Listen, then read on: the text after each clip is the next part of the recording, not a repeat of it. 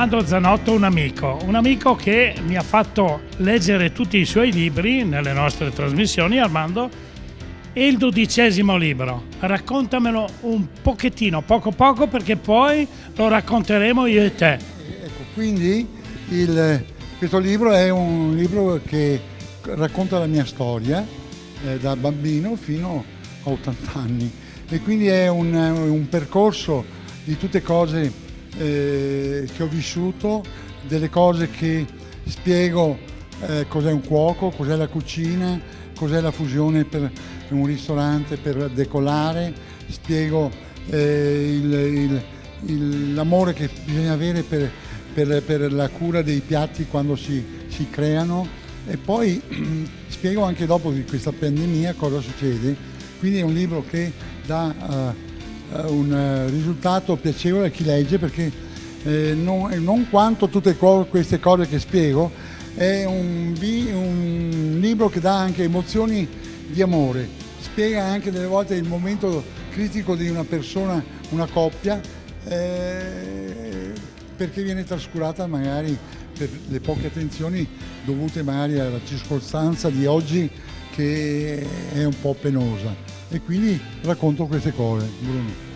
Armando, possiamo sintetizzare così: arte, cultura, passione, amore. Questa è la sintetizzazione di quello che vuoi raccontare in quel libro. Armando, ci vediamo presto, grazie.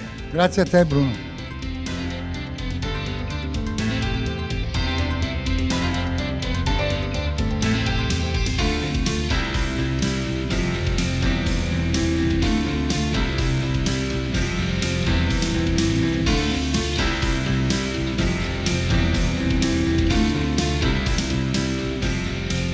Emanuela Daros ha curato la 12ª edizione del libro di Armando Zanotto, un carissimo amico, una delle eccellenze del Veneto come cuoco, l'editore De Bastiani. 2 parole, Emanuela. È un libro pieno d'affetto, di sorprese, di amicizia, una scoperta. È la scoperta di un grande cuoco, anche se lo conosciamo, ma lo ritroviamo in queste pagine. È un libro in cui ci riconosciamo come identità veneta e come cultori dell'arte culinaria.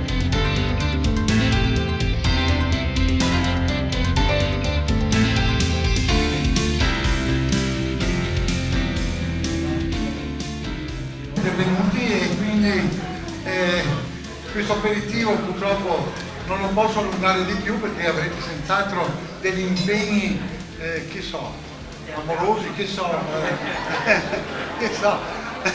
E quindi non voglio rovinarvi la vostra serata. Grazie molto. A questo punto di un attimo, suggerisce la ricetta questa sera, quelle ricette afrodisiache che tanto hanno.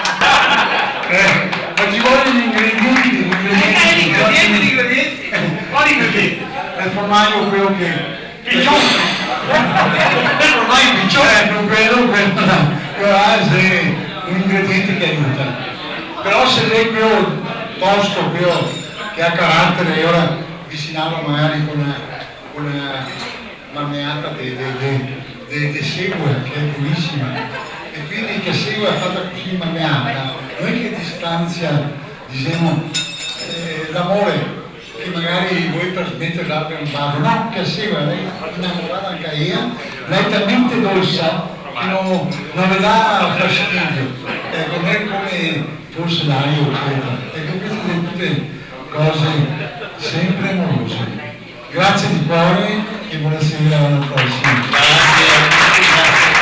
Allora, questo è il 12° libro di cucina del nostro grande Armando Zanotto. Perciò un regalo per Natale, De Bastiani editore. 2 parole. Beh, dopo un gran numero di libri dove Armando illustrava le sue ricette, i suoi piatti, giustamente arriva un libro dove lui racconta anche la sua storia, cioè racconta come lui è arrivato a creare questi suoi menù che hanno appassionato tanti suoi clienti. È un libro che parte dalle origini dell'osteria Il Gambrinus di Ponte di Piave, dove la mamma Nella appunto cucinava i suoi piatti e dove Armando ha conservato quel quaderno dal quale ha tratto le ricette che gli hanno dato fama. Hanno dato fama prima al Gambrinus e poi al Tre Pannocce. Allora, io sono un po' preoccupato perché dopo 3 trasmissioni che abbiamo fatto con Armando parlando dei libri che tu hai comunque contribuito a divulgare, che hai come editore, sono preoccupato perché la grande passione e il grande amore di Armando non lo blocca nessuno e fare delle trasmissioni da un quarto d'ora ho paura che sia un po' difficile. Armando è un treno in corsa che non si riesce a fermare.